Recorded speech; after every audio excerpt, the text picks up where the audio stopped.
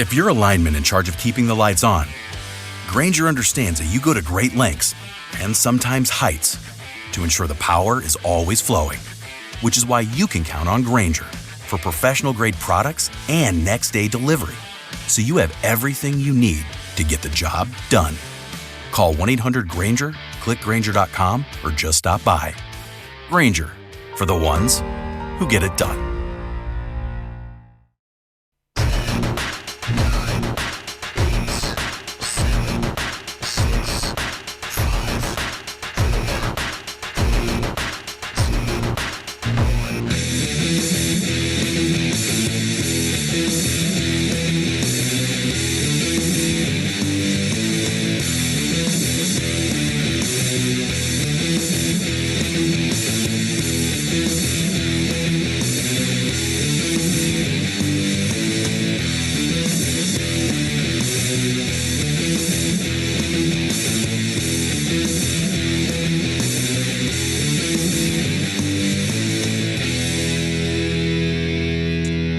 Everybody, welcome. It's Matt Connarton, Unleashed, live from the studios of WMNH 95.3 FM in downtown Manchester, New Hampshire. Also on Comcast 97 if you're in Manchester.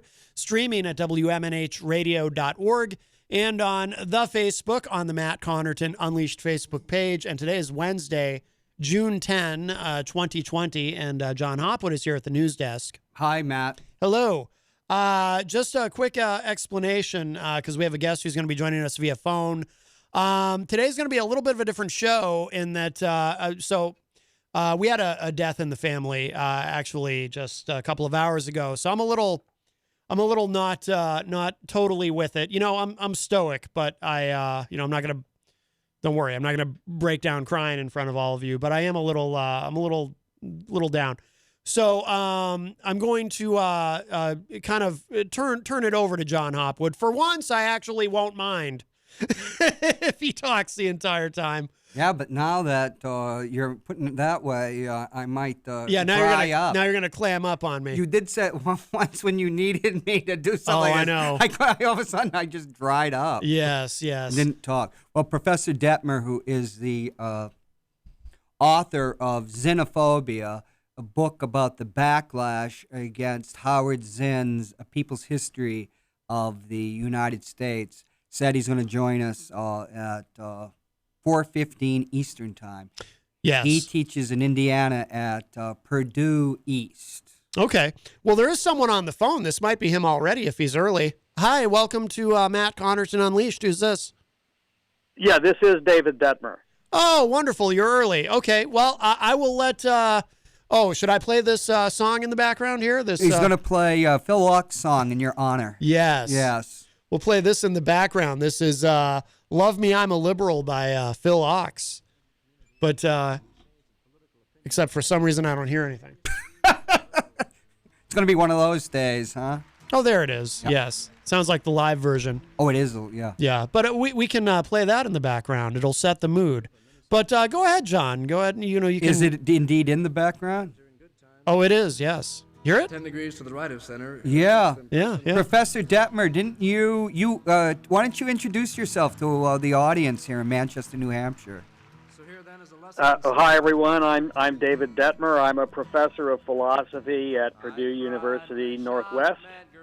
And I'm an author. John mentioned my most recent book is about Howard Zinn and about how so many mainstream historians tried to trash him. And in my book, I try to argue that they make lots of mistakes, and Zinn comes out pretty well in my book. Can you explain why you have an interest in Howard Zinn?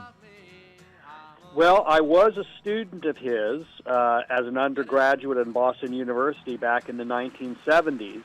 But I always like to point out it's not like, he was my mentor or anything like that, because I was a philosophy major, right, and he, of course, was a historian.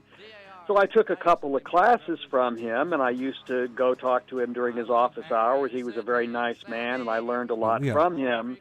But like I say, it's not like he was my mentor or anything like that. But I certainly did respect him, and I read his books and admired them.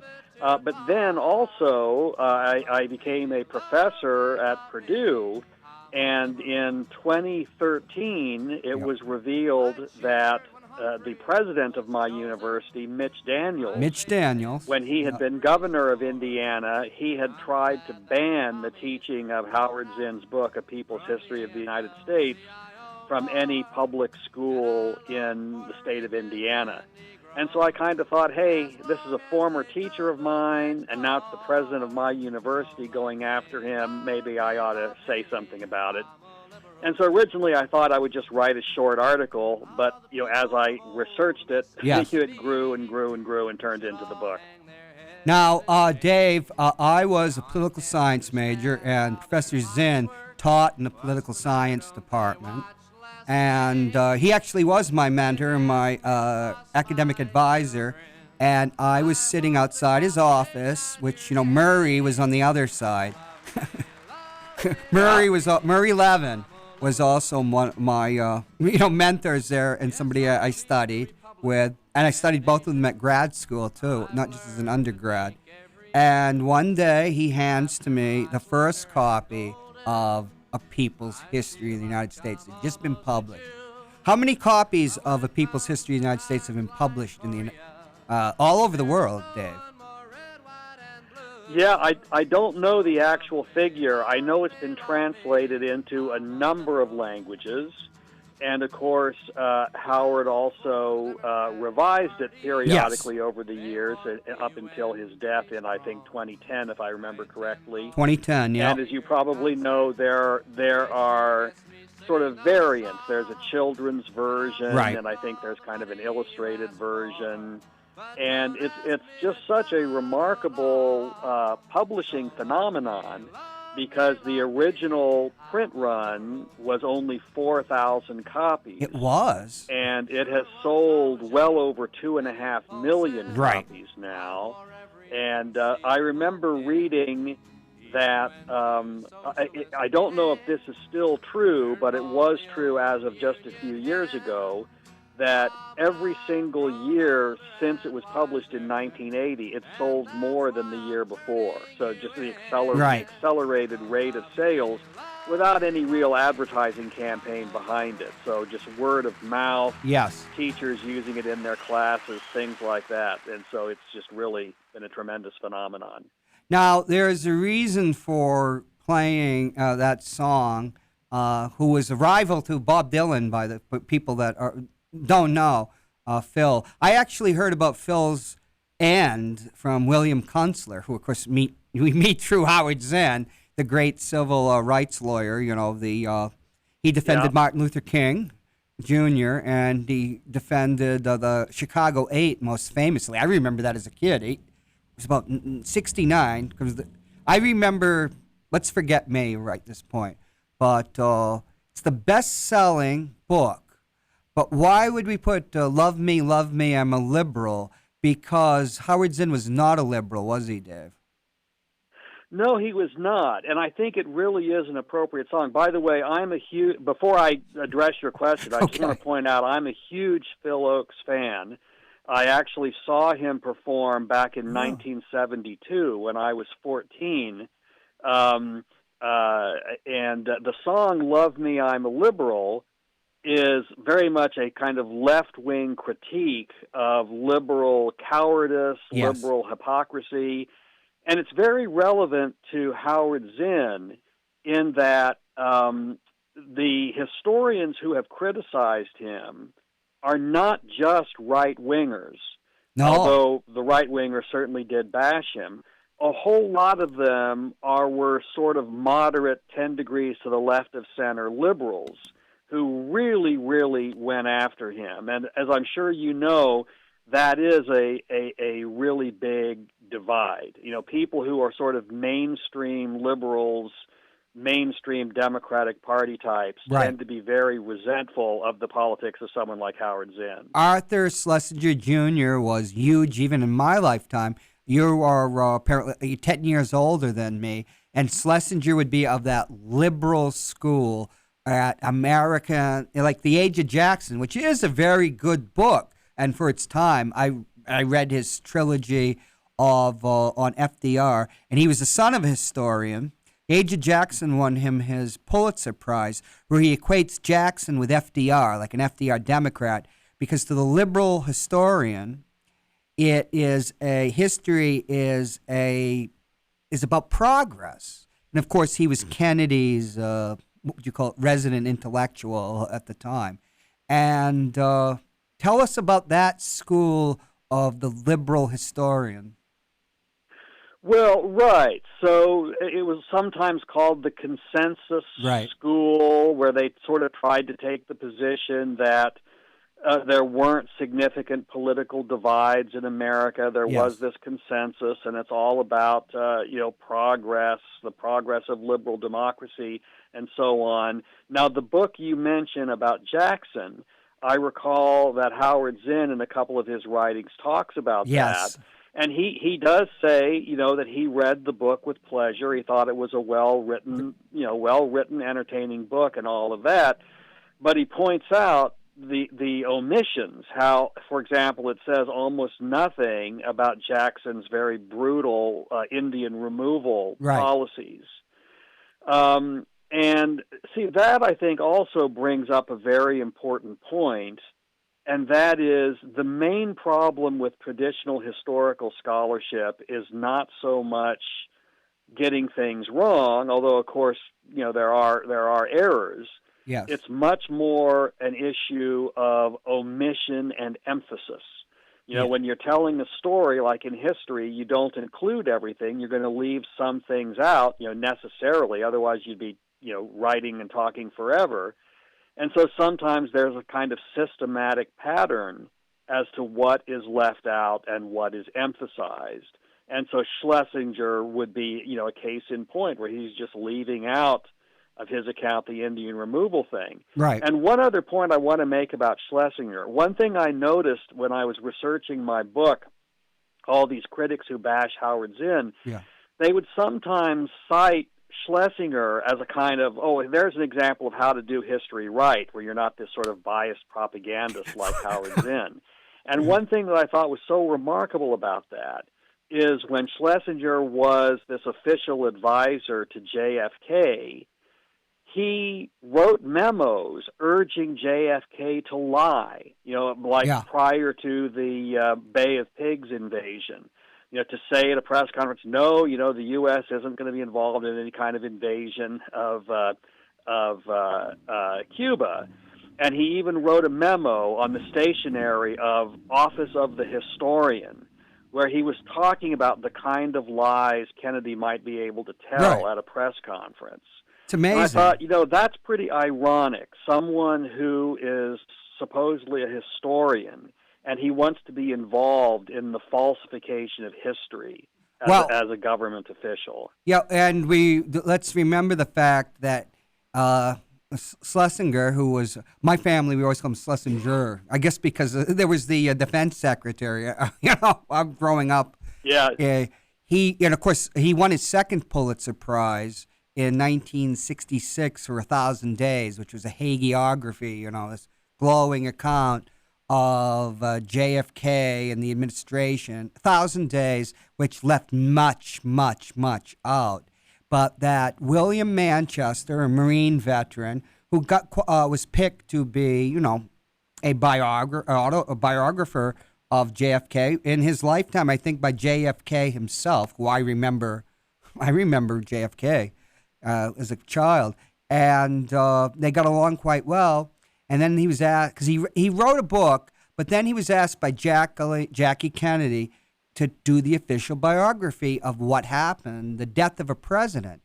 And I guess the problem she had was that it was too accurate, too truthful, because there's the European version. There's parts from Europe that was published like in Der Stern and that, German press. And here is Arthur Schlesinger, who was also the head of the Americans for Democratic Action, ADA, which was still big when I was at university, the mainstream standard liberals, against McCarthyism, but also against the free speech rights of Dalton Trumbo, a famous essay he wrote where it's all right to circumscribe Dalton Trumbo's right to free speech, a member of the American Communist Party, a member who was under party discipline. But since he was a communist, and if the communists took over, they'd deny us our speech rights. Well, he could be denied that, which is, quite remarkable, but very much within the stream of consciousness of that time. Yeah. One thing, Gore Vidal, I know it only by reading from Gore Vidal, really despised Schlesinger because he led the assault on William Manchester and that book, because they tried to suppress it. It was in everybody's, literate people's house. My parents had a copy of it. In New England, there is literacy. We did have books. My father said back when he was a kid in the 30s, they had two books, the Bible and John Bunyan's Pilgrim's Progress, because they were Protestants.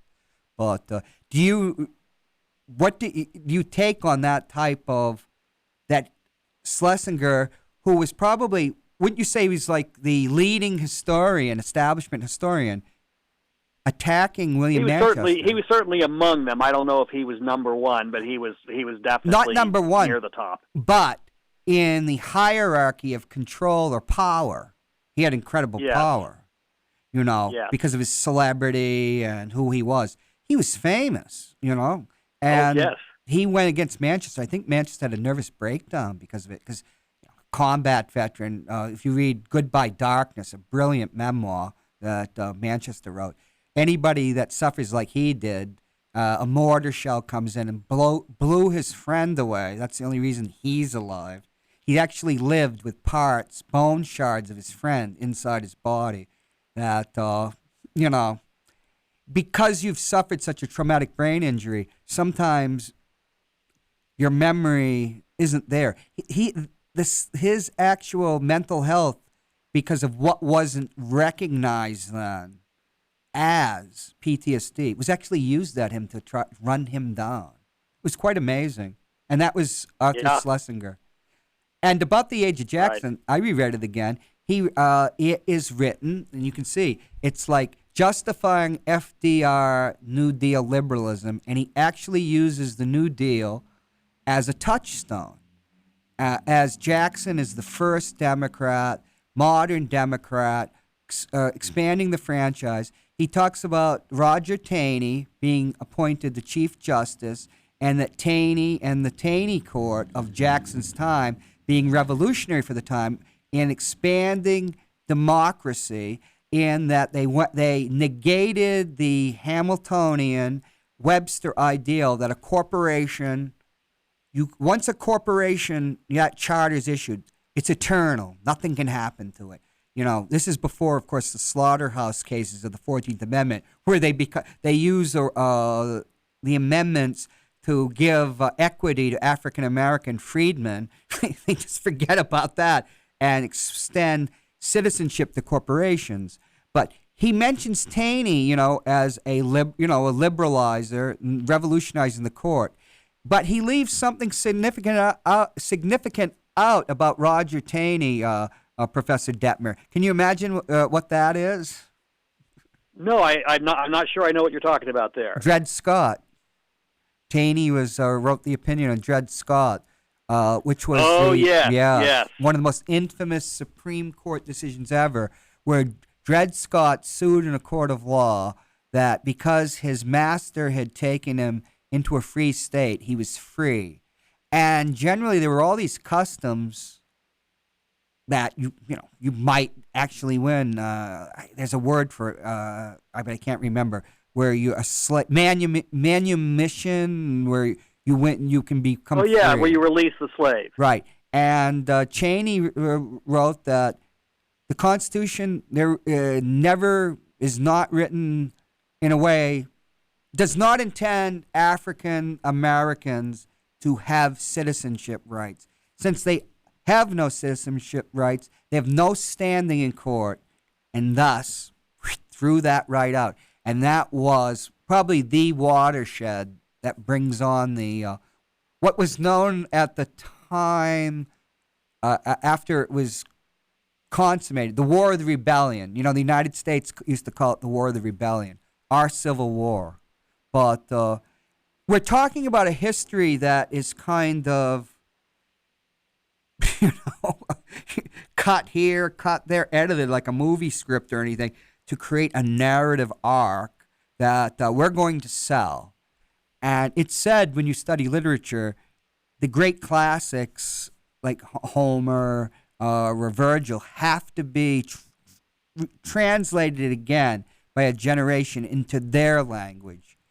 But history, see, Jackson to me is the FDR liberal under attack now because there was already a reaction starting in 46 that would later, the second Red Scare that would culminate in McCarthyism. But, yes. Now, what was Schlesinger? You're not a professional historian. Do you know anything about his relationship to Charles Beard and that seminal work, An Economic Interpretation of the Constitution? I'm familiar with Beard, and Right. I would certainly guess that Schlesinger would reject Beard's argument, but I'm not really a scholar of that. Right. Of that. So Can you tell? maybe you can, tell well, me the that. audience, what about Beard? You haven't. Let's. What did you remember from Charles Beard? Well, he argued that the Constitution, for example, was to protect the economic interests of the wealthy class. Right. And in general, it sort of took the view that economic considerations of the wealthy were kind of behind the whole Structure construction of of the government Constitution. right from the ground up. Yes, he was, I believe, of the progressive school of historians. And I think Wilson even, they used to say he was part of it. We'll talk about Woodrow Wilson maybe a little later, our racist president who had a lot to do with defining the Civil War narrative. But Beard had a influence on Howard Zinn and many other what we call them, left-wing historians, non-consensus, that's the best historians, in that this is what a Beardy interpretation would be, that we don't have a parliamentary system. They rejected parliament. They on the idea, party government's awful, because we're all on the same page. We all have the same interest. The United States was not set up as a multiple-party democracy. Rather, it was set up by the Founding Fathers along the modern lines of Mugabe in Zimbabwe and many other African states. The BU had the African Studies Center, too, after you left, Professor Detmer, and that was one of my areas of study. Like Mugabe, When were you there, John? 78 to 82. I was there during the strikes. So we pretty much overlapped. I was 76 to 80. Oh, okay. Oh, so you were there, yeah. And but like Mugabe and other Africans under the colonial dictatorship, it was a dictatorship. The Africans were only allowed one party. So then you have decolonialization. Oh, suddenly, we want to make a multi-party democracy. One party. But the United States, by having no party, we were all one party. In other words, it was a one-party state. Having no parties is the same as one party. We're all in this together. Now, the structure of the Constitution is there. I think this would be a Beardian interpretation, and one Howard Zinn and people like Murray Levin would agree with. I certainly do.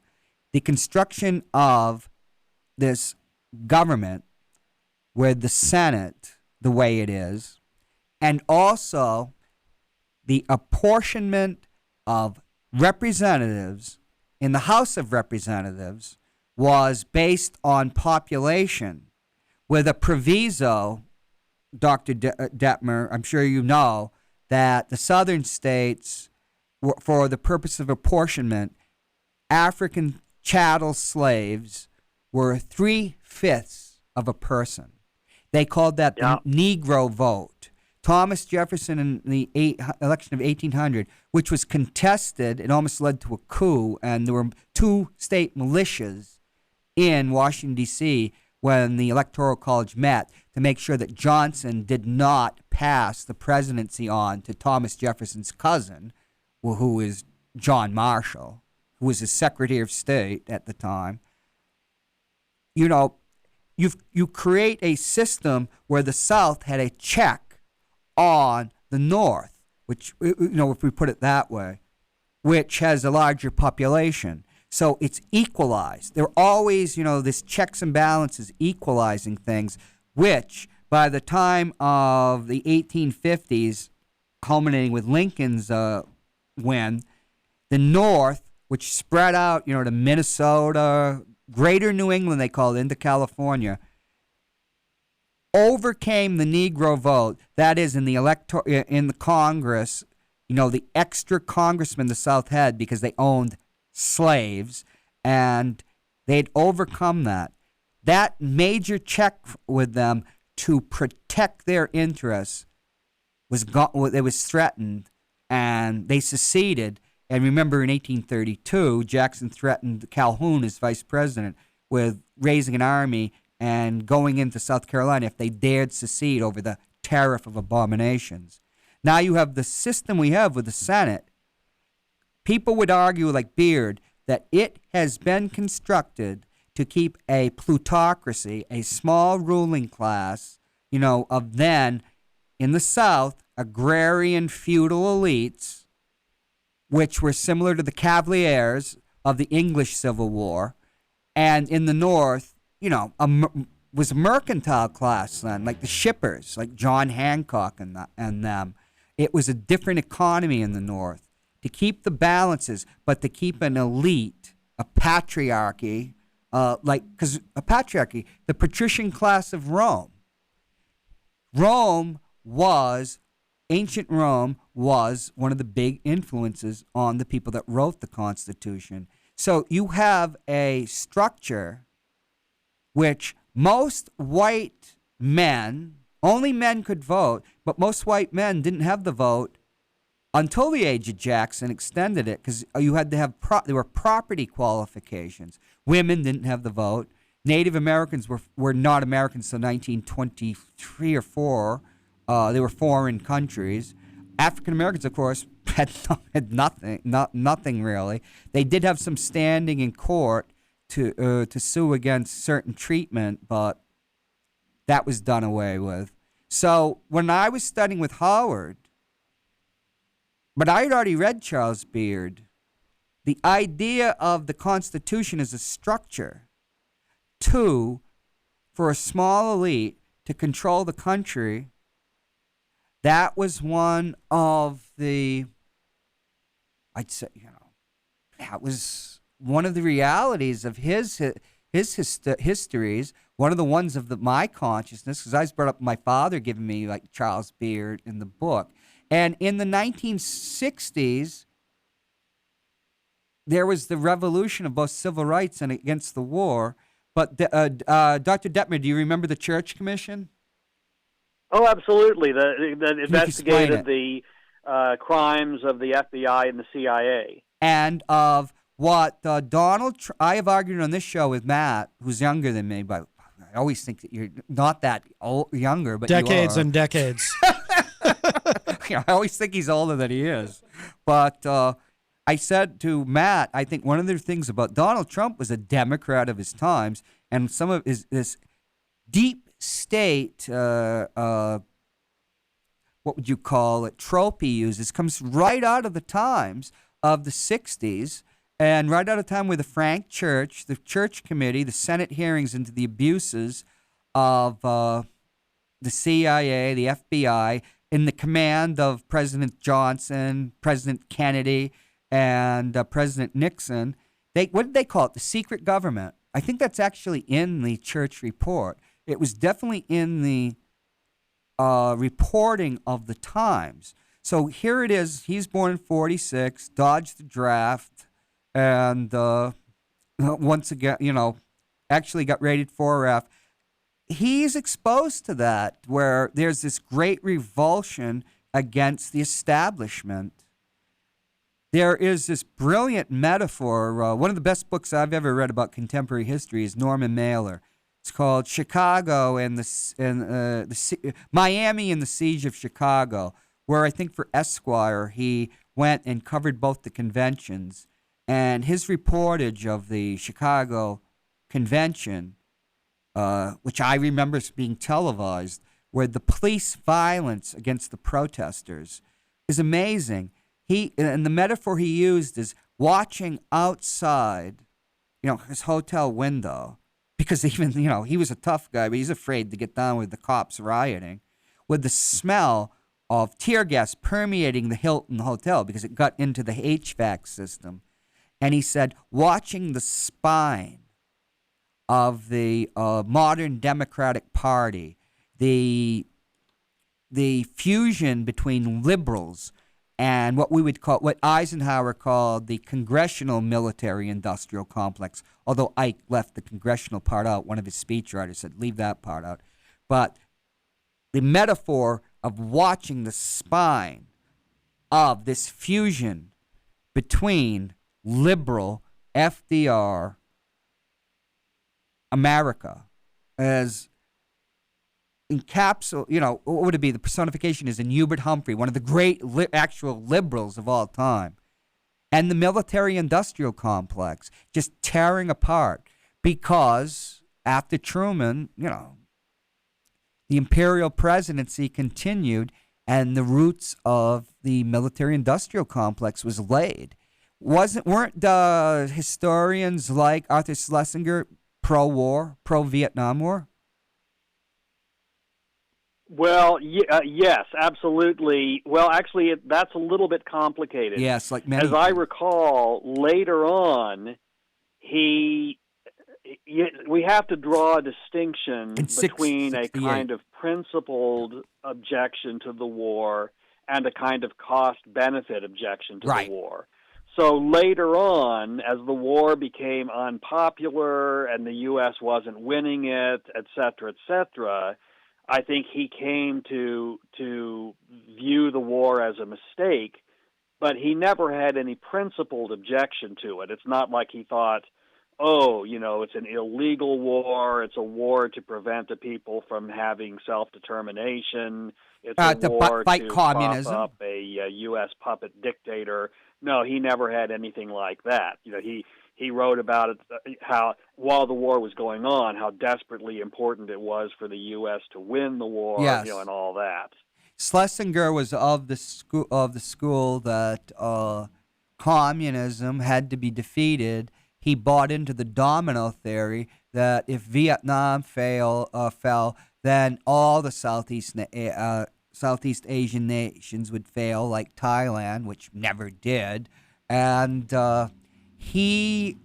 their attitude, they totally bought in to that philosophy, anti-communism, and that is rooted in the attack by the Republicans and the reactionaries. And let's remember that the Red Scare of the post-war Red Scare that culminated McCarthyism, much of that force came from the isolationists that had existed up till December 7th, 1941, and still, supported the war.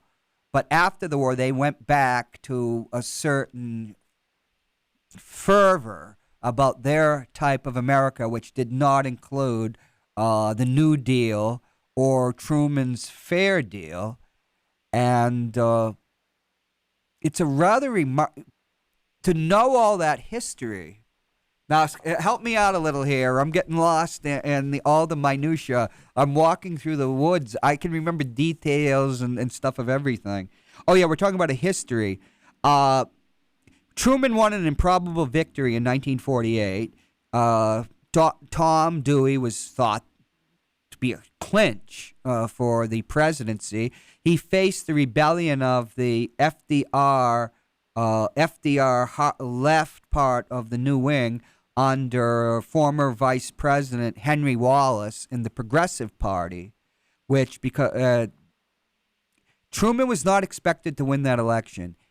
But he was inaugurated for his first full term, the first term he won in January 20th, 1949. And in 1949, Mao and the communist forces took China. They defeated Chiang Kai-shek. What people didn't know, because Henry Luce, who owned Time, Life, people don't realize that are younger, Dr. Detmer, how much magazines were a part of life. There was TV, which most people started learning from, but even in our time, it was considered dumbing down the news. You have the great satire Network by Patty Chayefsky in 1976.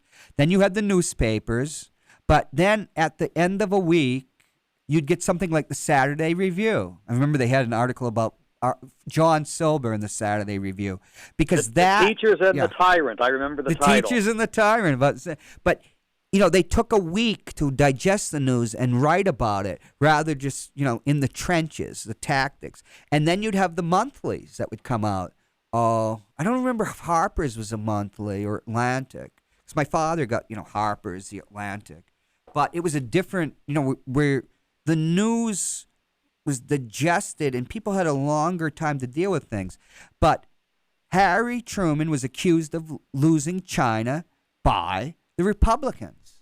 He was hit hard about that. And they were hit that FDR surrendered Eastern Europe at Yalta because of communist subversion. The anti-communist movement and the witch hunts, which they call them, that brought Nixon to prominence, a much more formidable character than Joe McCarthy. But the idea that the Democrats lost China, LBJ, faced with Vietnam, said he was not going to go through what Harry Truman did and lose that war.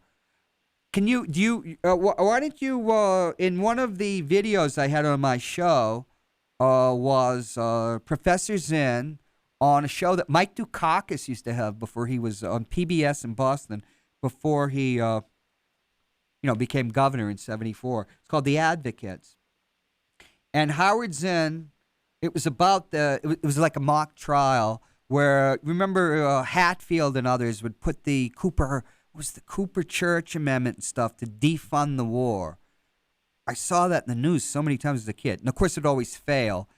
And the deal, people like Tip O'Neill in the House and the senators were offering the anti-war activists of the early 70s was just calm down and we'll get out at the end of 1971. And Howard Zinn rebutted that, and he brought up the Tonkin incident. Can you tell the viewers about the Gulf of Tonkin and the incident that was used to justify? Well, this was a bogus claim. Yes. That a U.S. ship had been attacked in the Gulf of Tonkin. Right. And it turned out it was a bunch of lies. It was a pretext to then get congressional approval for a massive escalation of the war. Right. And I want you to know, Dr. Detmer, I actually know somebody from Manchester. I met him up at the VA, a Vietnam veteran who's on the ship that was allegedly attacked. He said nothing happened. There was nothing. So everybody knew that was a lie, because we do live in a democracy. Things like Patton slapping two soldiers got out, and it was widely known that was a lie. But he used Lyndon Johnson. Tell us your impression of the war. What year were you born?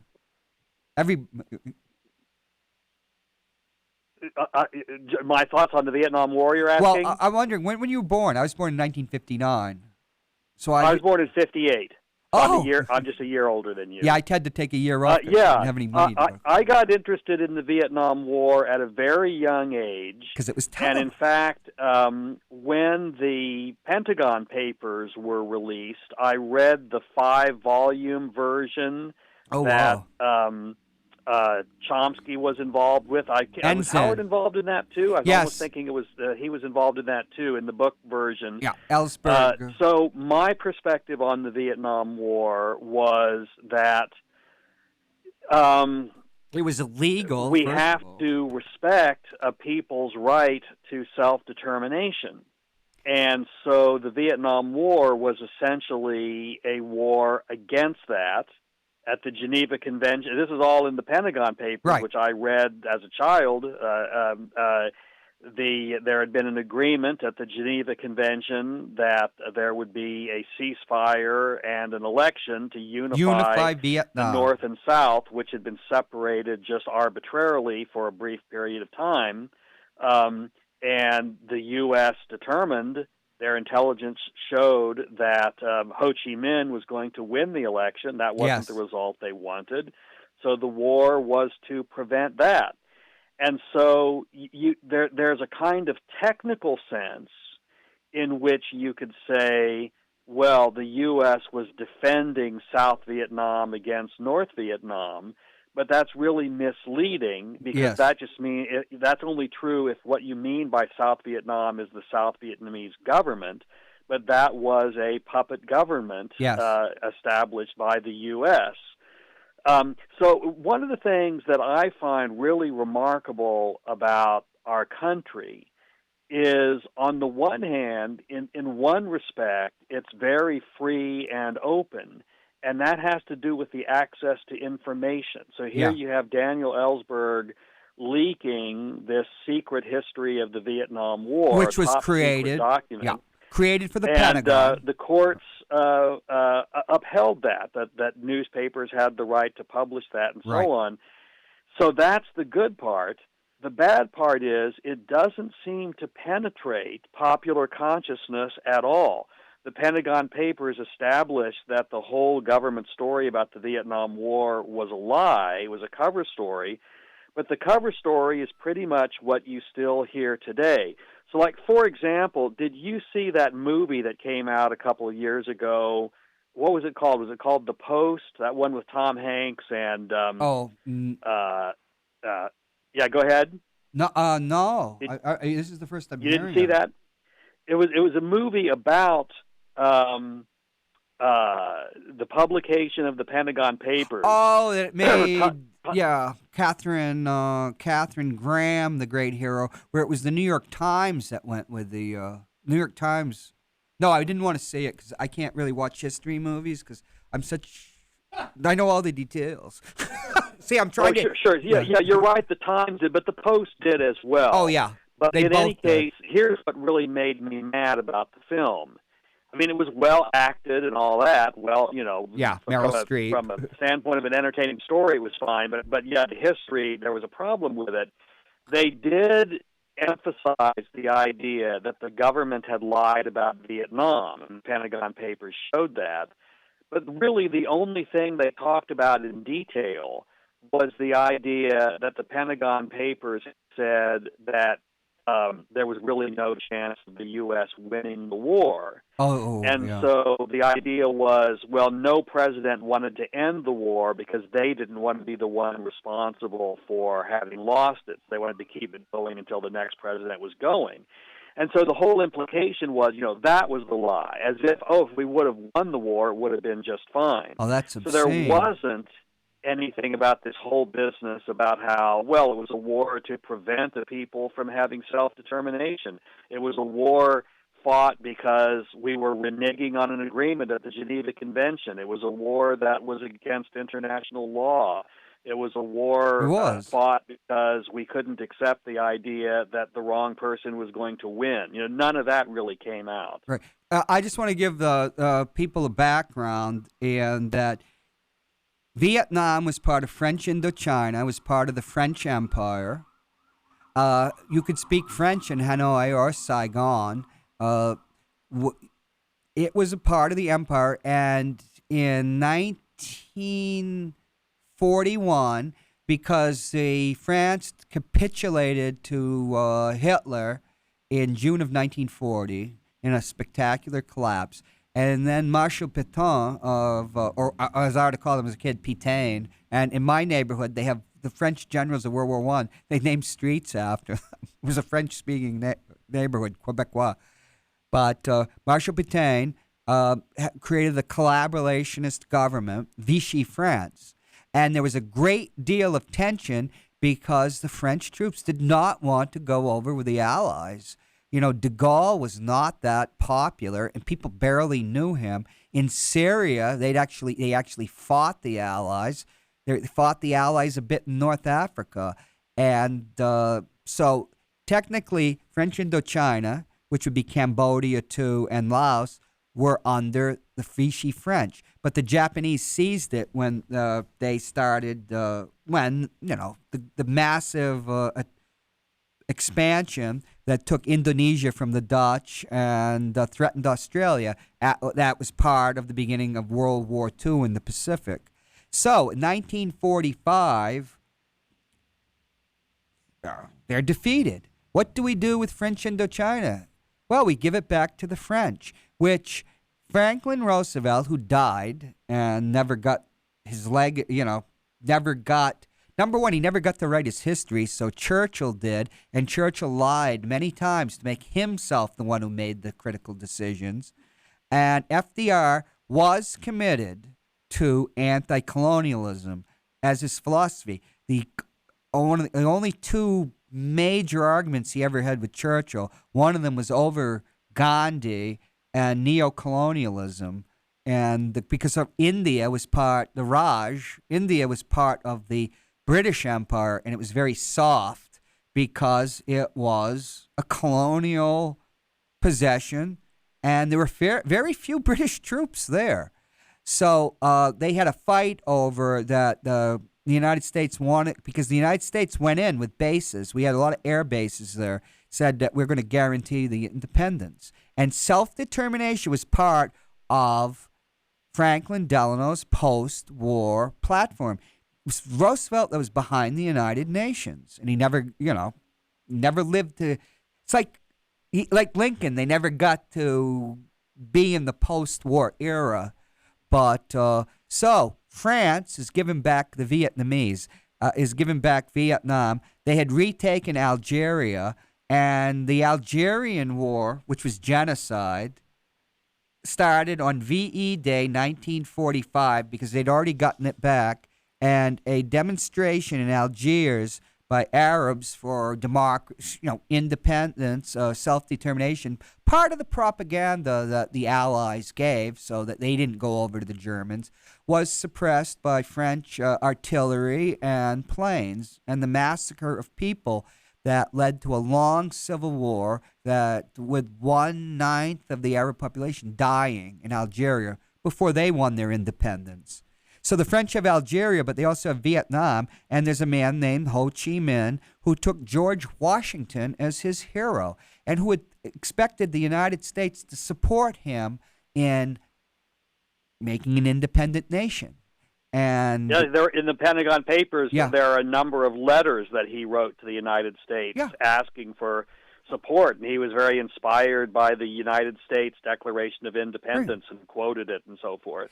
And he is the man who's the George Washington of that country because he led the Viet Minh in their opposition to the Japanese, which is, amazing. So what happens is the Vietnamese under Ho defeated the French army, including their elite paratroop units, and the French Foreign Legion. JFK visited Vietnam, I think, in 1953 or before Dien Bien Phu, and in 1954, and saw the Legionnaires and the Legionnaires who what are they? What they?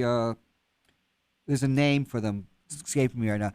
I get lost in details. That's why Matt has to really rein me in. But he saw all these people and thinking, if these elite troops, these professionals, cannot hold on to this country, how are we going to be able to do it?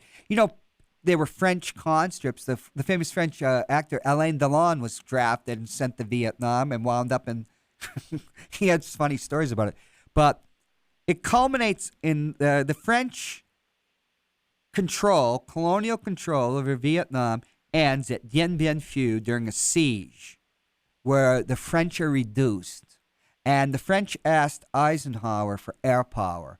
to send in the new B-52s to save the troops that were surrounded. These elite troops that couldn't win against this guerrilla army any more than like Chiang Kai-shek could, or the Japanese win against Mao's guerrillas in China. And Eisenhower refused. Nixon wanted it to go in. And so they lost the French. The France lost Indonesia. They went to Geneva for the peace treaty. The United States pledged to self-determination.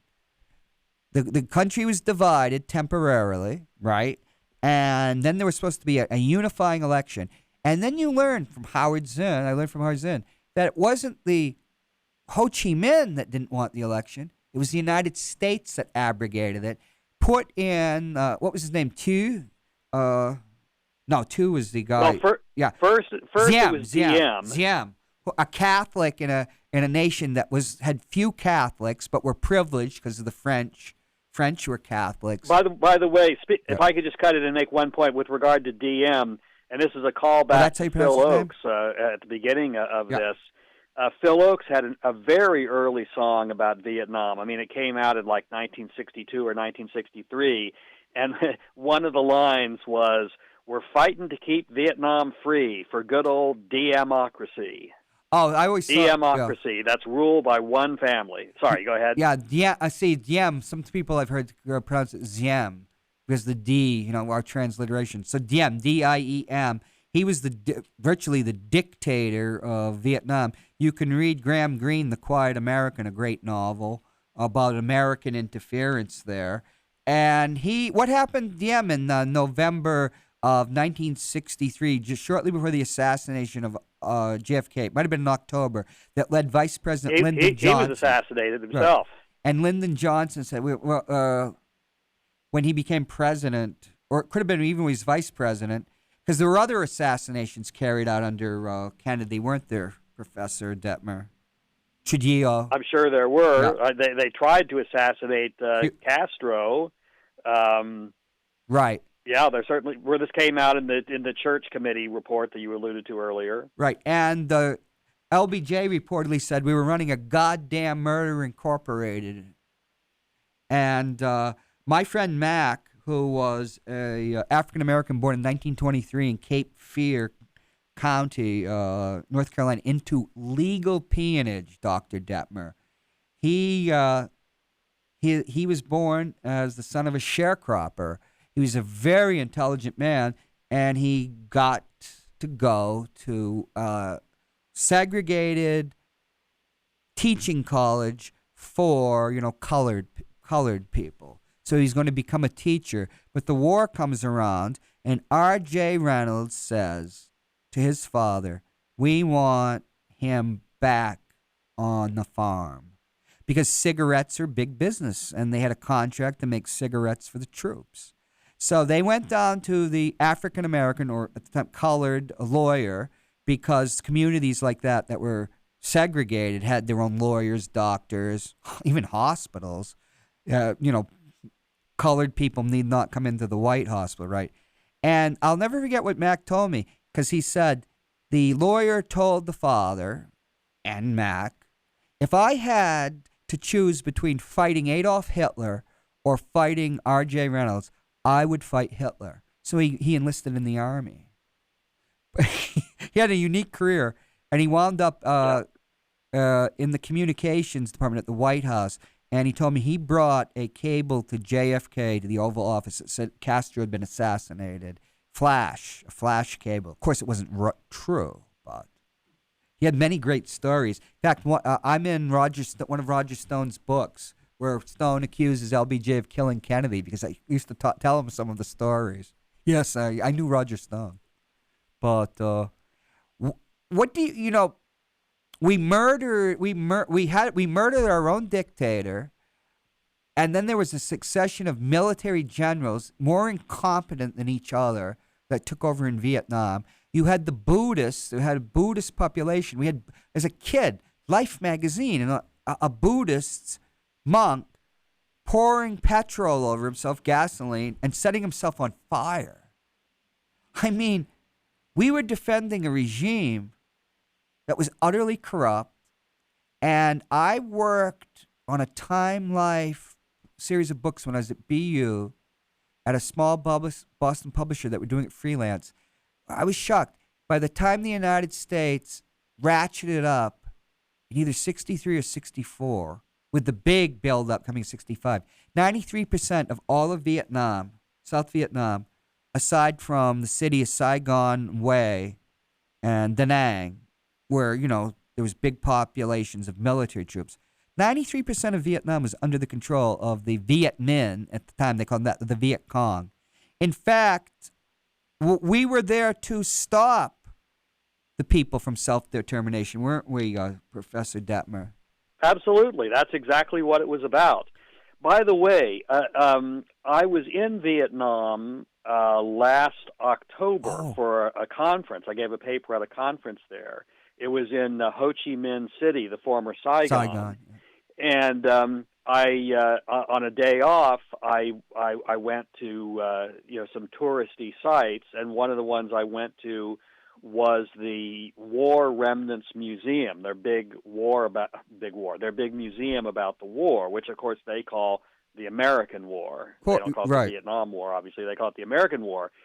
And one thing that really impressed me, it was a very impressive museum, and one thing that particularly impressed me is that the exhibits clearly distinguished between the U.S. government and the American people. Yes. And they talked at great length. There was an entire gallery about the U.S. anti-war movement and talked about how important that was in ending the war, and talked about how the American poor and working class disproportionately suffered. They were the ones who fought and died and were maimed, and they were the ones who disproportionately suffered economically from the great cost of the war and so on. Right. And I just thought that was remarkably sort of generous and sophisticated, rather than just sort of hating all Americans indiscriminately. They were able to draw, in the museum, able to draw a distinction like that. Dr. Detmer, friends of mine who are Vietnam veterans,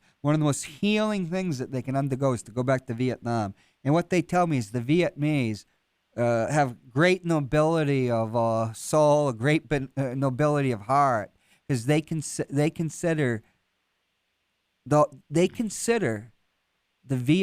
American military personnel, the soldiers and the Marines that they fought, as victims of American imperialism and of the American government, and they're incredibly warm people.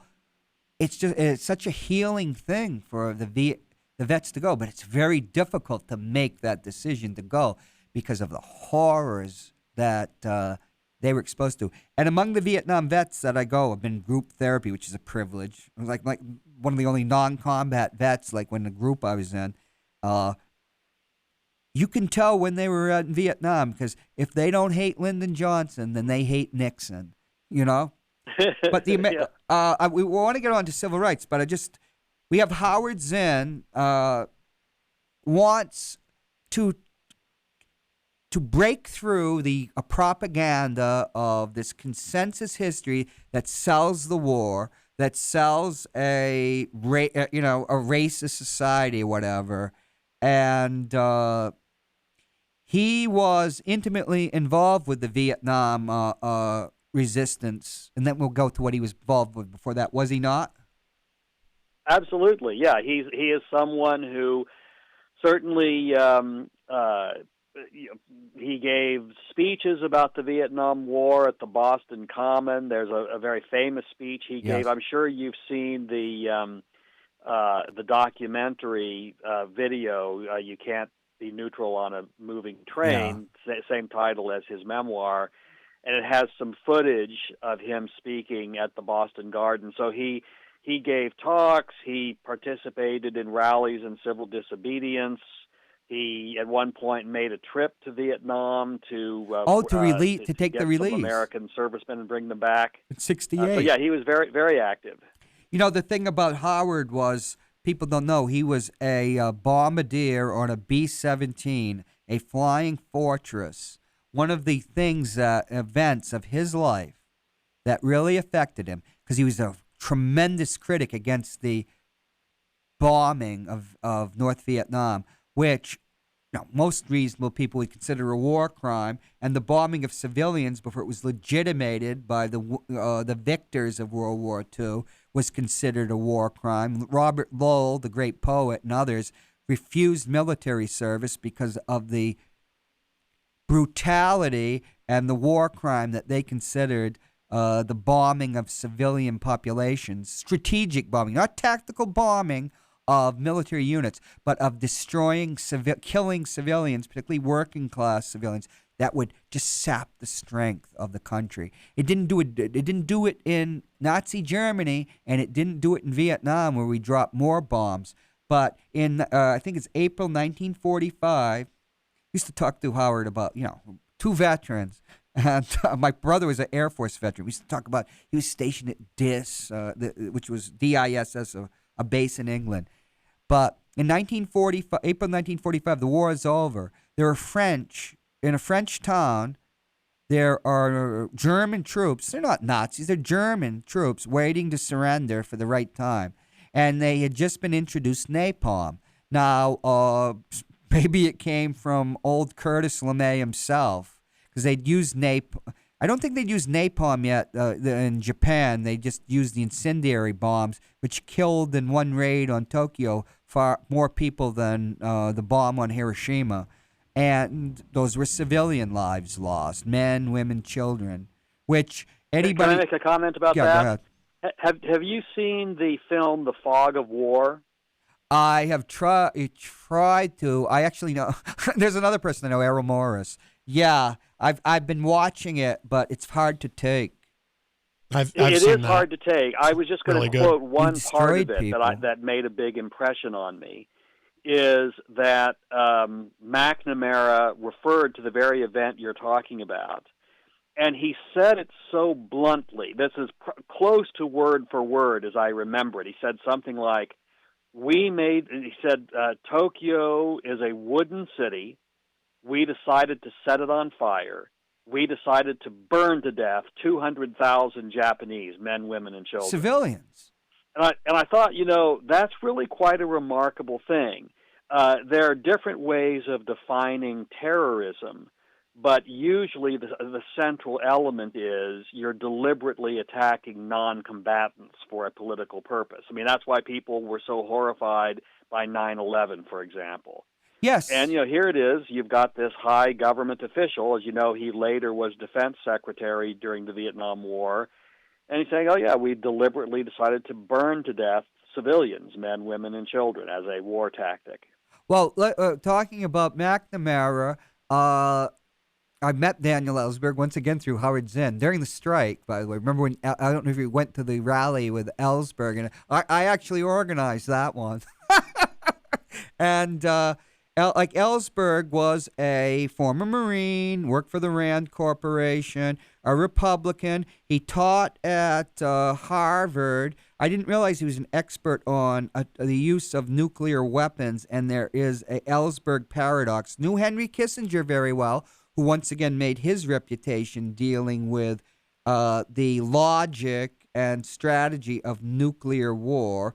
And he was said that 1967, he saw McNamara was there and admitted to him that the war was lost, but he wouldn't stop it, and which is an absolute. They absolutely didn't. Dave. They sold the idea like the Westmoreland, one of the worst generals. I've been watching stuff about him now about how incompetent he was, and how Johnson was an incompetent war leader. Unlike Lincoln, he didn't get rid of a bad general. He just let them go, They knew the war was lost. The defense secretary knew the war was lost. And that's when Daniel Ellsberg copied everything. You know who he tried to give the information to? He went to see Henry Kissinger, his fellow professor or researcher from Harvard. I don't know if Daniel Ellsberg was ever a professor, but which Dr. Kissinger was. He goes to see him. I think it was at Key Biscayne, because he wants to get Nixon has been elected. This has been Johnson's war. This has been the war of the Democrats. I've heard Vietnam vets said, "Oh, those liberals, they sent me off to that war. I hate liberals." Because that whole thing, self-determination, whatever. Just think, Matt, that this aggression, which most people consider genocidal, was in the name of liberalism. And, so he went to Henry Kissinger, and they had a talk. He says, here it is. You can get out of this war, which they know was lost. Nixon can blame LBJ. Stop the war. Stop it.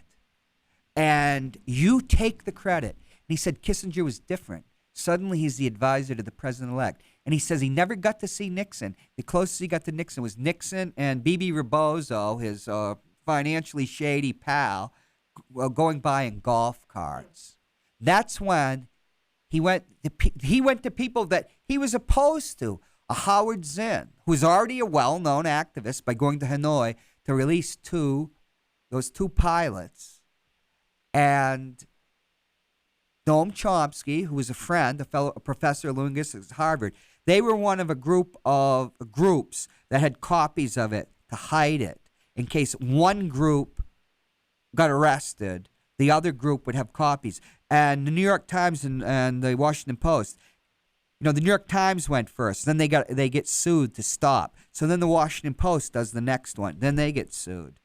And if it wasn't the Warren Court, the remnants of the Warren Court, God knows what would have happened.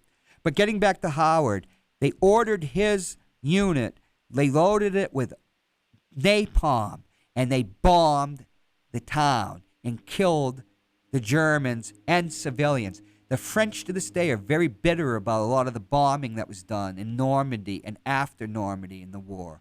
Because the 8th Air Force, which he was part of, you should see the graves, Dave, in East Anglia. So many people died. And Howard told me every day he said to himself that poem by Randall Jerry about the death of the turret gun, the turret gunner. And so when he's dealing with this war, he has to deal with his guilt and memories of murdering people. That's what it is. Dropping napalm on people. There was no need for it. But as Ellsberg realized, Nixon and now Kissinger were on a train. That train has its momentum. It just keeps going. So rather than end that war and end in glory, he wind up killing almost as many Americans as LBJ did, and killing probably more Vietnamese with the bombings of Hanoi at that time were war crimes. The mining of the harbor at Hanoi was a war crime because this simple thing that Howard Zinn brought up time and time again, there was no declaration of war.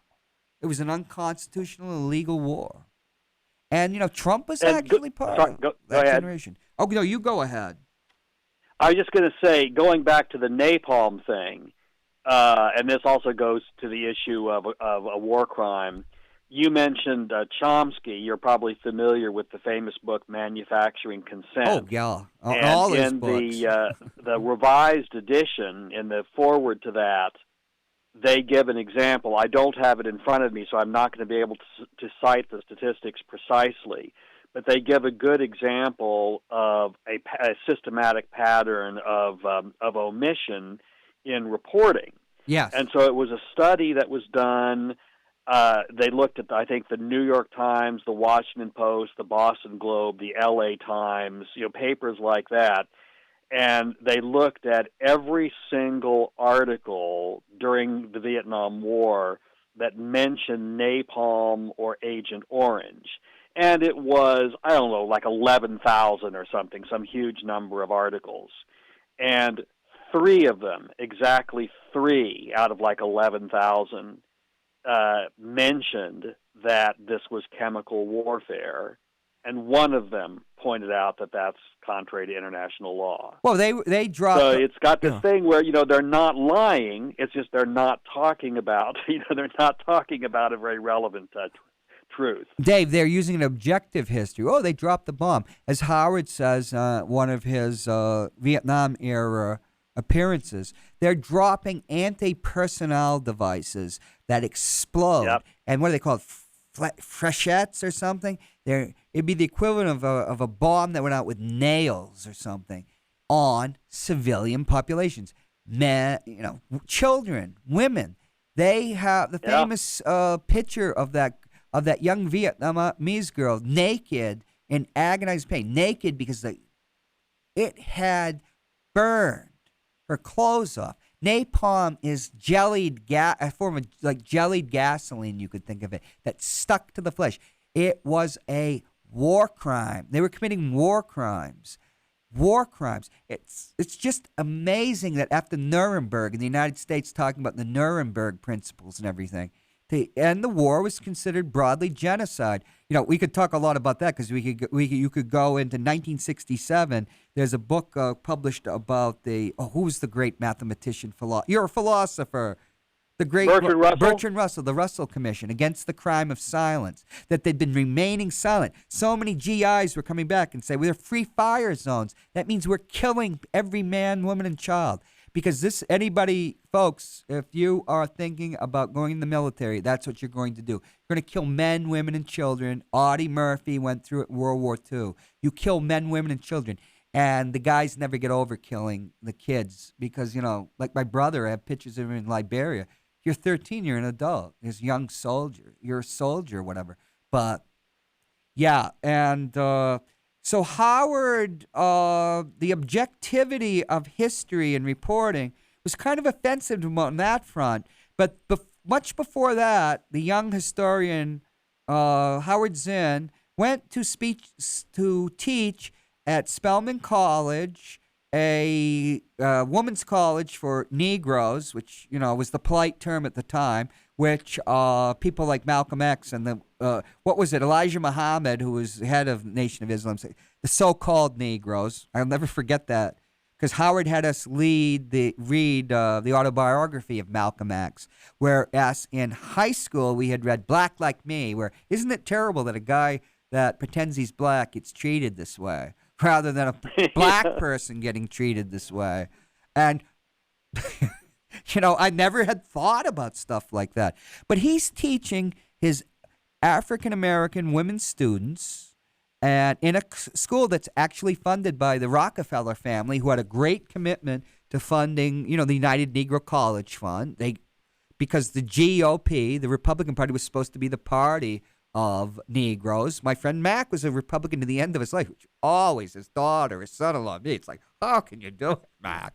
Because, and because he hated Southern Democrats, that's why. And, stories I can tell. We'll bring you on my show. I could tell you plenty of stories.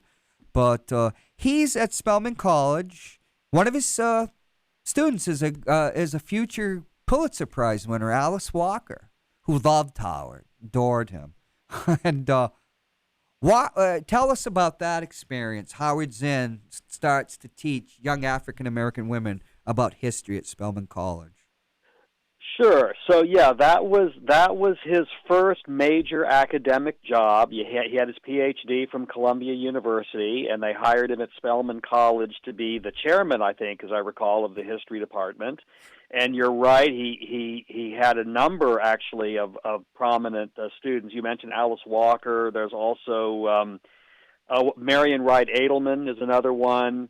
But one thing that's interesting is that his students began to participate in acts of civil disobedience in Atlanta.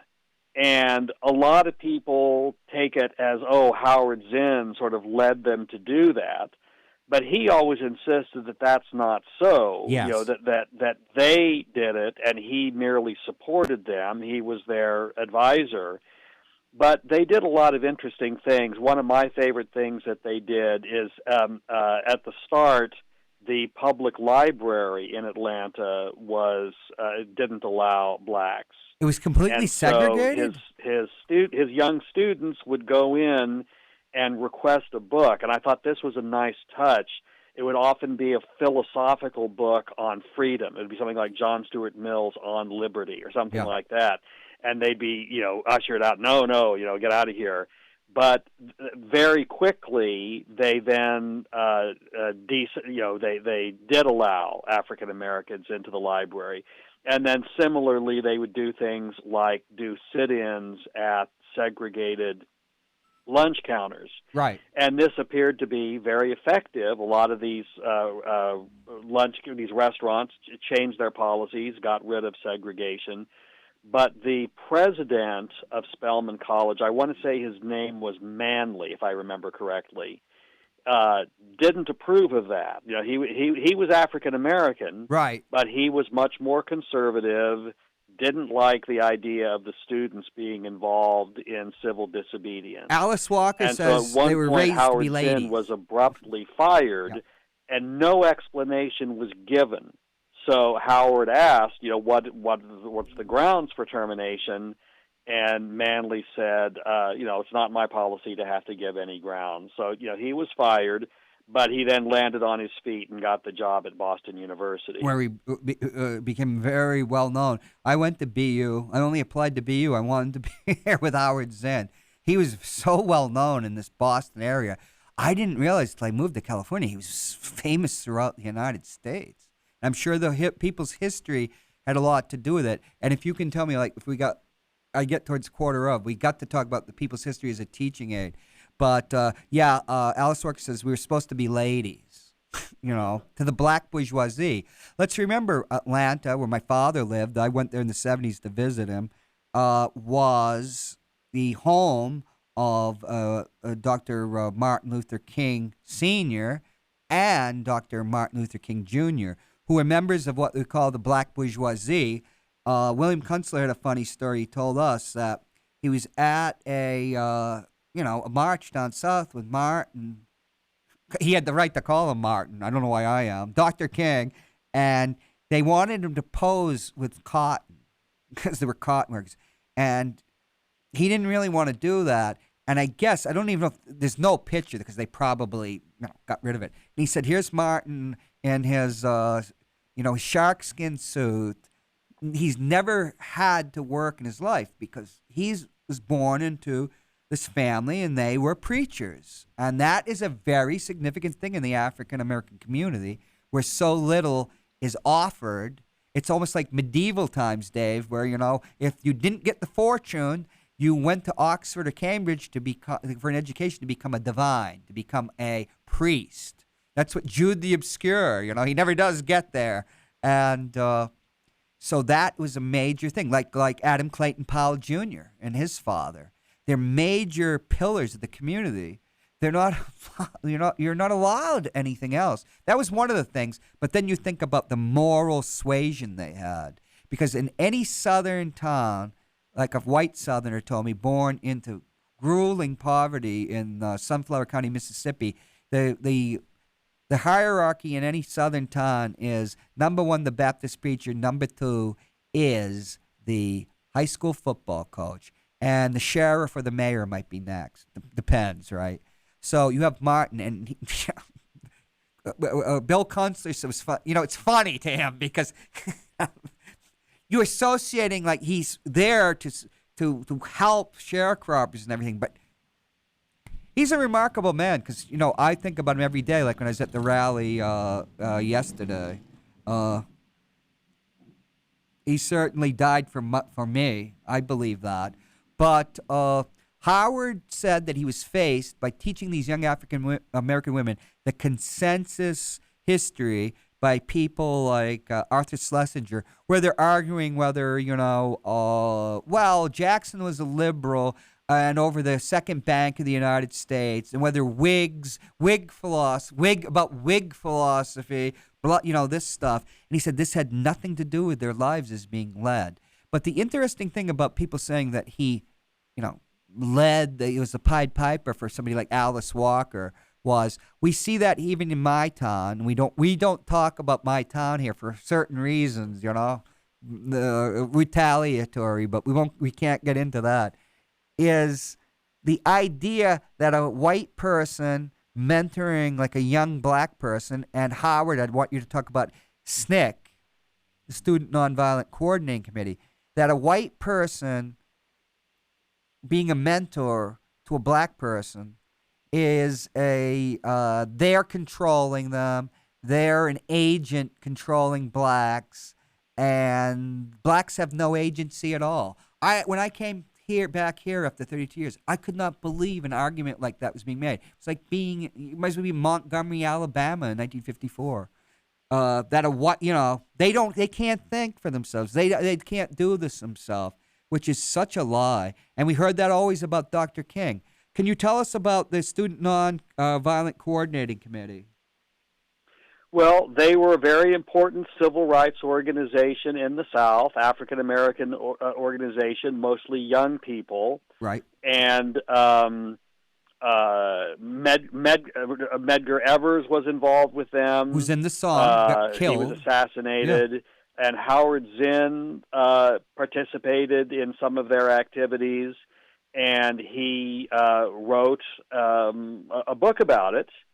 And it's a very important book. One criticism that a lot of people make of Howard Zinn is they say, well, he didn't really do sort of original primary source research. He sort of would, get his material from other scholars and fashion a narrative out of it. But there are cases where he did do highly original primary source scholarship, and this is a really good example. His book on SNCC, where he interviewed the people involved, personally witnessed a lot of their activities, did archival research, and so on. So it's a very important book. And what was the level of violence faced by civil rights activists, young Negroes, which, that's the word I grew up with, and our newspaper publisher, William Loeb, here, always put it in a small N. And just the stuff I grew up with, let's not even get into that. What does the level of violence faced by somebody, because my father told me in Georgia in the mid-'60s, a black person could be shot and killed with impunity by a white man, face no consequences at all. So he knew a case of that happening. What's the level of violence? Yes, absolutely. Tremendous amount of violence. I've also read that basically a white man could demand sex from a black woman and do that without any kind of consequence and so forth. So, yeah, it was a tremendous system, and so people involved in actively resisting it were very much putting themselves at risk. Many were killed. Many were savagely beaten. People who participated in the Freedom protest Riders events of any kind, whether it's a rally or some kind of freedom ride on the buses or sitting in a lunch counter, they might be beaten not only by civilians but by police. But organized mobs of white people, the civilians were always there organized, just like you see these certain people with their guns, like Oath Keepers and that, with the BLM. It's like flashing back to then where you had white gangs ready to beat people, and the sheriff and the police looked the other way. And we have to remember when James Meredith was the first black student at the University of Mississippi, Ole Miss, he had to be accompanied by federal agents, and a white mob launched a small insurrection where two of the, I was going to call them crackers, two of the protesters on their side were killed because they came with deer rifles. Yeah. This is a history that again, not being taught. I keep wanting to make these callbacks to Phil Oakes, since you talked about him at the beginning of the show. He wrote a song about that, and I remember one lyric was something like, "Listen, Mr. Barnett and Mr. Walker too, the times are changing mighty fast, they'll roll right over you. One day you'll go to the south, to the southern tip of hell, and it's hot down there, white hot down there, let's hear your rebel yell." So, yeah, it was tremendous violence, even for something like getting a black student into the University of Mississippi. Right, and in 1964, at the convention where LBJ expected to be crowned, and the only drama was if Bobby Kennedy would be his vice president, or, who was going to be his vice president. Fannie Lou, can you tell us about Fannie Lou Hamer? Hamer. Yeah, sorry, go ahead. Fannie Lou Hamer tell us about Fannie Lou Hamer and seating delegates at a Democratic convention coming from the South, which was controlled by white racist Democrats, the solid South. So first of all, as I recall, wasn't she someone who got beaten up and badly abused? Yes. With regard to that delegation, is that the one where they refused to seat the delegation and Julian Bond was involved, or am I mixing up two different things? Mississippi Freedom Democrats because blacks weren't allowed to vote. Dr. King and them were trying to register people to vote. The Civil Rights Act in 1958, which Lyndon Johnson got through, the first one since Reconstruction, Ike wanted that. He wanted black people to be able to vote in the South, so they vote Republican. Even though, as his presidential candidate, his popularity, he won the South, won Texas twice, which is one of the reasons LBJ wound up on the 60 ticket. That's one of the, as I've told Matt, when in Atlanta, in Georgia, when Martin Luther King Jr. was arrested, and to avoid being served the writ of habeas corpus, I think it was in Atlanta, or it might have been outside, the police kept moving him between jails, and Coretta Scott King, his wife, and thought he was going to be murdered. And this is during the 1960 presidential campaign, and his father, who was a powerful voice in the African-American community, had endorsed Nixon. They appealed to Nixon to say something, and he refused. Ike always thought that was something stupid, and JFK did extend it to him, and they managed to serve the writ of habeas corpus because he was already famous by then, King, for becoming one of the faces of the civil rights movement. And then King's father endorsed JFK. Because of the white resistance to civil rights, when in 1960, Republicans never won in the South except for Ike because of his popularity as, the crusade in Europe, 5-star general. He was greeted by such an enthusiastic crowd in Atlanta, he thought he might have a chance to do what Ike did and pick up some southern states. And so he did not help Dr. King. And ironically, Dave, when the votes were cast and the Electoral College, Georgia was for Kennedy, and the only other state that had a higher percentage of voters for the Democratic electors, which were Kennedy, was Rhode Island, which was the most Catholic state. So he miscalculated that year, but in 68 and 72, he compensated. Yeah. But such a history. See, what Howard Zinn is to me is to talk about the reality of what is rather than this middle-class fantasy of a mission where you create politeness. Even before I met Howard Zinn, I realized that politeness was the oil of the middle class that kept a lot of the oppression going. Oh, we can't talk about, the sexual abuse of girls in a family. We can't talk about this or that. Wouldn't be polite. People wouldn't feel good. Well, in university life, the big term now is civility. Right. And in the abstract, one can argue that civility is a good thing. If you have a disagreement with someone, it's best to be able to discuss it calmly and rationally and not yell and do name-calling and all of that. So, in principle, that all sounds good. But the way it tends to work out in practice is people in power can do just outrageous things, criminal, unconstitutional things that are unfair, that deprive people of their rights. And then if you try to call them on it in those terms, you're being uncivil. We can't have that. And it's part of the general overall conformity. I mean, McCarthyism was embraced by the American public. It was, anti-communism was very intense. We have people here, I can't believe, Here I am. It's 2020. People hauling out communists. I get the BLM kids here. Well, they've never met. Were these beautiful kids. And, you know, Dave, when you talk to them, they understand racism. They expect racism here in New Hampshire, the last state to have a civil rights day.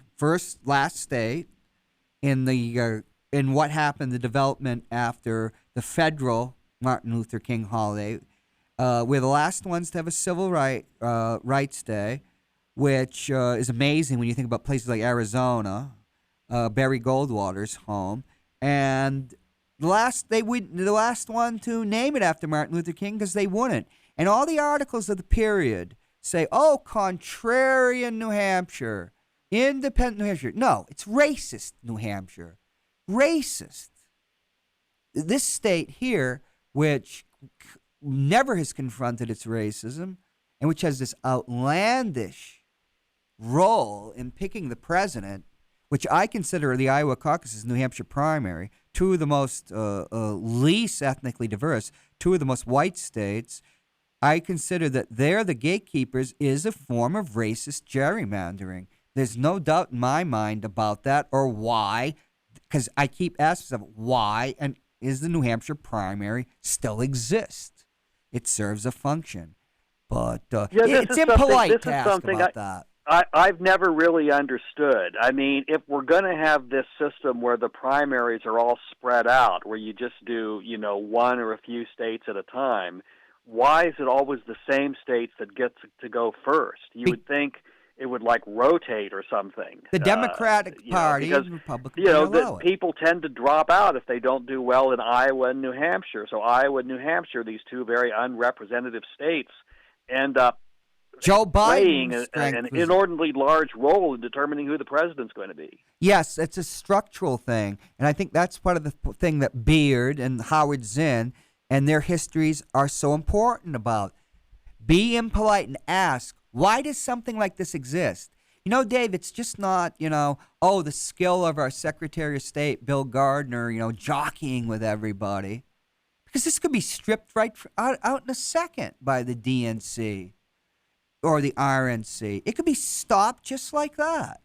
It has a structural function. It's functional. And what was amazing this time is that Joe Biden, who has a tremendous amount of strength among African Americans, because they know him. They know that the bad positions he might have taken in the 70s in that era and everything, but they know him. They know what to expect of him. They know him as Obama's vice president, and it looked like he wasn't going to get to that firewall, was he? This New Hampshire primary, it's ridiculous. You have the white bread mayor of some. Where was he from? Mayor Pete from I don't want to South Bend, Indiana. Oh, and you're in Indiana, so sorry. It's a good thing and you have Amy Klobuchar, whose vice presidential hopes disintegrated with the murder of George Floyd, because that's one of the cops she didn't prosecute. And as we know, African Americans asked for a resignation after the New Hampshire primary, when suddenly she became a big candidate out of nothing. The white bread candidates do very well here, and I just launched on my show today, but we won't talk about it. That no justice, no primary, because the BLM kids are getting held. This is kind of a footnote, but going back to Biden, I really am somewhat mystified by his African American support. I mean, I understand that he was Obama's VP, but I think his record on civil rights and race issues in general is just terrible. And also, he routinely lies about it and makes himself out to be a hero. He tells lies about having been active in the civil rights movement. He tells lies about having been arrested trying to see Nelson Mandela in South Africa, and so on. He takes credit for everything Obama. But you know what, Dave? Because of the power of racism, this is my opinion, the power of racism to inflict harm on them. They know him. It's pragmatic, where they don't know Bernie. They didn't know Bernie. And Bernie was no politician either. He forgot to talk to Jim Clyburn and ask him to support him. He wasn't going to, but he expects to be asked. And that's Bernie. Bernie's Bernie, and I love him. I've known about it since '74. But they understand Joe Biden. I have seen love me, love me, love me. I'm a liberal. I've been reading about how Martin Luther King actually despised, particularly towards the end of his life, white moderates, liberals, because they abandoned him in '67 when he came out against the Vietnam War, and the diversion of money that should have gone into anti-poverty in this racist war, which he called out. They started abandoning him, and then he launched his Poor People's Campaign, probably his greatest threat of all, because to me, Martin Luther King died for his people, he died for his country, but he died for white people, he died for everybody. I mean, he mentions New Hampshire, the prodigious hills of New Hampshire in his speech, which is so shameful why New Hampshire. And it was racism, not contrarianism. There's lots of other states full of jackasses, and well-known ones too. But that it's so, because Howard talks about politeness. One of the things he says, we live in a democracy. My congressman's elected. Because it was he at that time. He'll do something for me. The president was elected. He's interested in me. Dave, until the election of 1968, in 1968, because the election is 68, that's the class of 69, which brought a lot of African Americans into Congress. Can you tell, outside of Reconstruction, do you know how many African Americans had served in Congress? No, not offhand, I don't. 6. Wow. 6. And those cities that had large African American populations, even in the North, people like Tommy D'Alessandro, Pelosi's father, they kept the lid on them. He was the boss, and they were a group. But what can Howard Zinn and the People's History of the United States teach us in this time that's so evocative for anybody that's lived through the 1960s and remembers it, the civil rights struggle for civil rights?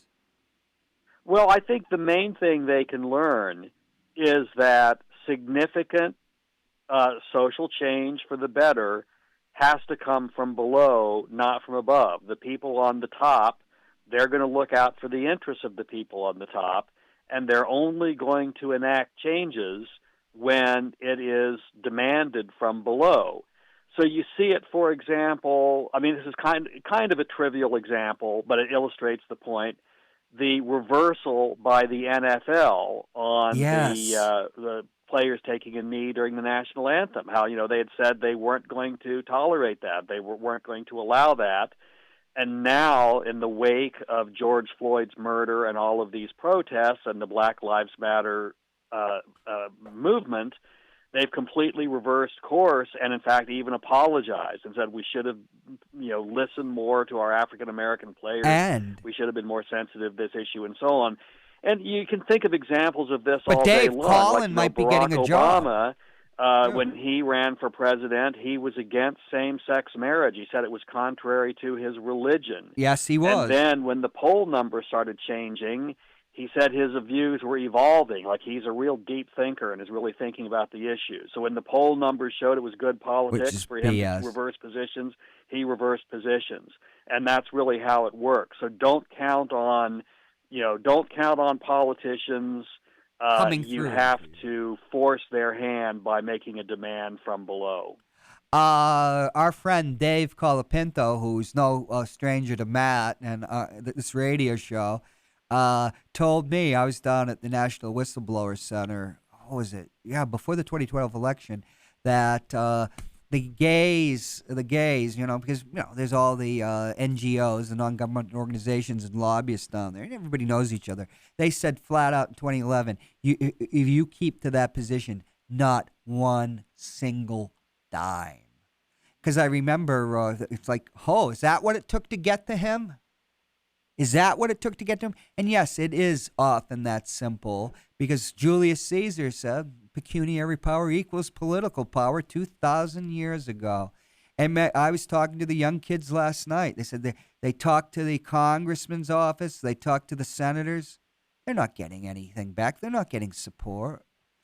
You know, what do you say about a place? We're just going to call it a place where, like, a fire department has over 250 firefighters, the contingent. Not one African American, not one woman, not one person of color, although a flamboyant politician said there might be one Latino. They have a major union, the firefighters union, that's a part of the Democratic Party with lots of money. All the people, I see them, they just talk, oh, I'm anti-racist. There was a woman that was posting, we're having a big thing here, and we don't really want to talk about it because we can't. Think about that, Dave. Who says, oh, that's the reason I got into the race against some so-and-so, because I'm anti-racist. Well, you go to her announcement, there's not one mention of that, not one mention of anything. That's one of the reasons I was so angered by this white bread mayonnaise. I went down, put $50 I didn't really have, registered for running for the office too. And then I had to meet our mayor, who's a great person, and she's looking at me, but she knows me pretty well. I said, Joyce, I'm sorry. You know, it was just a whim. But we don't talk about stuff like that. We gotta wrap up in a moment. Yeah. But Dave, I'd love to have you back on the show at your thing, because I think that teachers a great tool for teaching this generation is a people's history in the United States. Just go to a corner and start reading. And then we have the great resource, Voices of the People's History of the United States. I reconnected with Howard around that time. Funny story the Globe had, after the tapings, which were down there, in the old combat zone, you know, they fixed it up. There was a theater there. It used to be a grindhouse, not for porno, but for, like, you know, some karate movies and stuff. And they were taping Voices of a People's History, and Viggo Mortensen, the actor, was very hot because, you know, hot in his career because of the Hobbit movies, was there.